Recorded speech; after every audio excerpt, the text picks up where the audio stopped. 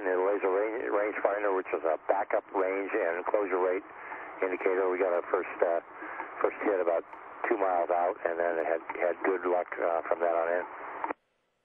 Of course, Tony and Joe are continuing to run the procedures from the front cockpit. Brew and I are in the back. Brew's driving, and I'm providing the various sensor information. Discovery Houston on the big loop. You are go for the RPM. Alpha and Houston, Discovery's initiating the RPM. 2, 1, mark.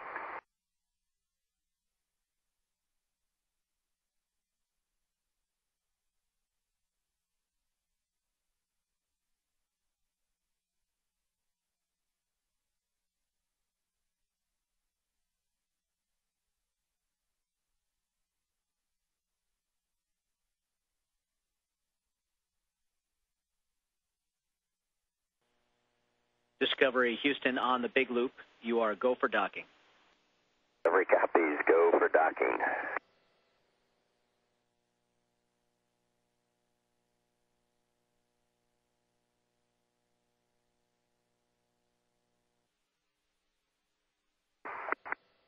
Houston and Alpha, capture confirmed.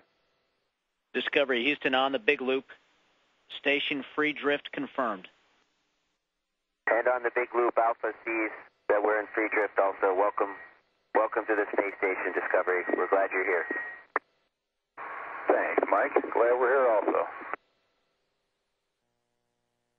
Okay, we had a successful docking, and then time to open the hatches. Certainly the high point of the trip at this point, and looking across the hatch is our friendly space station crew, Expedition 18, and Mike Fink and company. So it was really great to see those folks on the other side of the hatch. So we popped the hatches open, then we had to do a little more reconfiguration with some of our Eclipse systems, and then time for the whole crew to climb aboard Space Station Alpha for the first time on this trip.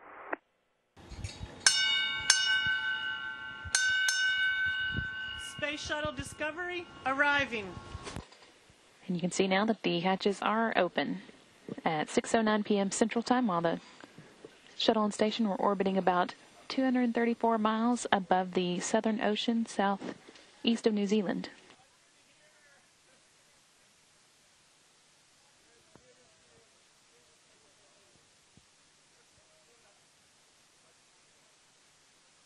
And we shipped Koichi over, and Spanky put him right to work.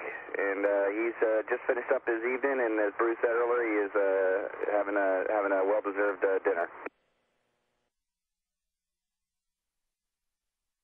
You're watching live from the International Space Station as the station robotic arm being maneuvered in preparation for the unberthing of the starboard truss segment, the final piece to be added to the existing truss, and with it the new solar array wings.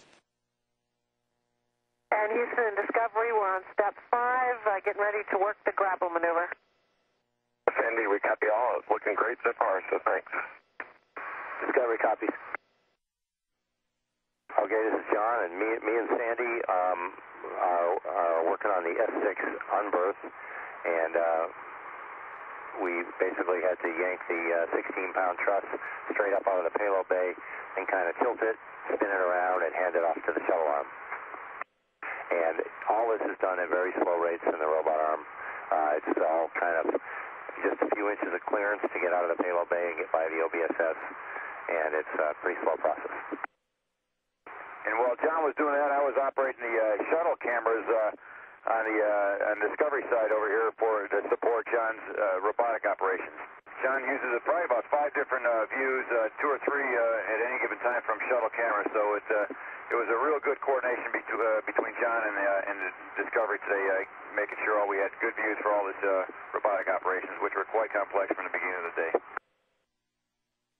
All right, so John got the S6 out of the shuttle payload bay and turned it around and handed it to Joe and I. So now Joe and I get a crack at flying the shuttle's robotic arm with the S6 truss attached.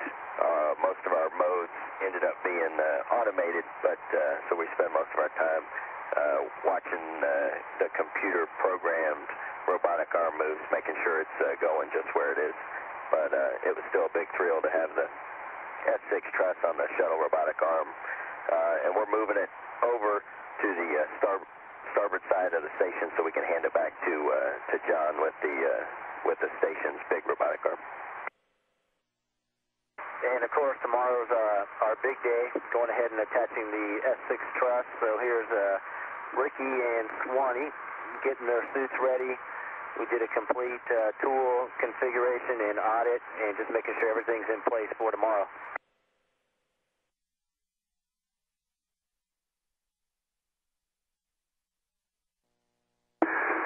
This is Ricky and me getting ready for a spacewalk today.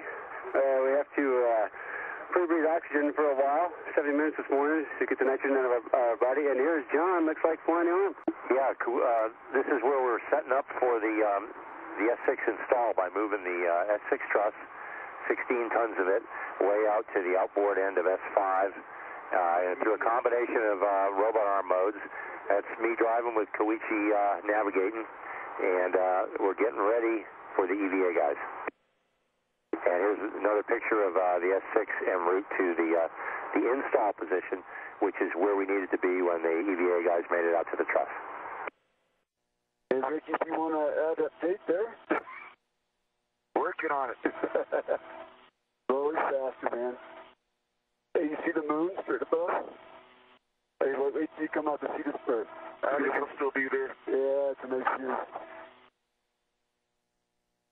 That's good work there, Ricky, and welcome to EVA. Copy, thanks, Joe. Steve Swanson and Ricky Arnold now making their way to the starboard 5 truss segment, where they will then serve as an extra pair of eyes as they help with the alignment of the P6 truss, which will be at the end of the station, station robotic arm, and will be positioned. Okay, John is ready to maneuver. If you guys are ready, we'll start the motion. Copy. You ready, Ricky? I'm ready. All Keep four coming. gold pins are all the way in. I concur. Roger, Swanee, keep coming. First contact. Copy, first contact. Pretty good alignment, though. Yeah. And Swanee and Ricky, please verify all the 4 alignment pins are within the alignment cups. Hey, firm. I concur. Okay, thank you, guys. Teams on the ground are now reporting that the deployment of the S6 radiator is in work, as you can see in this view. And the radiator gets rid of heat generated by the systems on the S6 truss segment. And here's Joe doing a lot of great work for 6 hours uninterrupted in the aft flight deck, just running the checklist, never missing a beat, and just providing great support for Swanee and Ricky. Yeah, it was great working with those guys outside. They did a fantastic job, which made my job easier. It was just a fun time. And here, again, the team effort, you can see Spanky assisting Tony to help get these guys in the airlock, and then the airlock repressurized, and then eventually open the hatch and get these guys back in.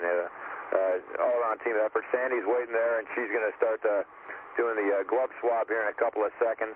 Yeah, the glove swab that Sandy's doing there is actually science, and NASA's trying to figure out better ways to look for life in other places, and so they were going out there seeing what they tested S6 before we put it in the shuttle payload bay, and then it's been in space for a little bit, and these guys were the first guys to put their hands on it since it's been in space, and so we were swabbing their gloves and seeing what kind of stuff we found on those gloves, so we'll know what's just out there in space versus when we go looking for life in other places. And Alpha Houston, on the big loop, you are go to send the deploy command. Houston, John reports he's ready to send a deploy command. So on my mark, we'll deploy.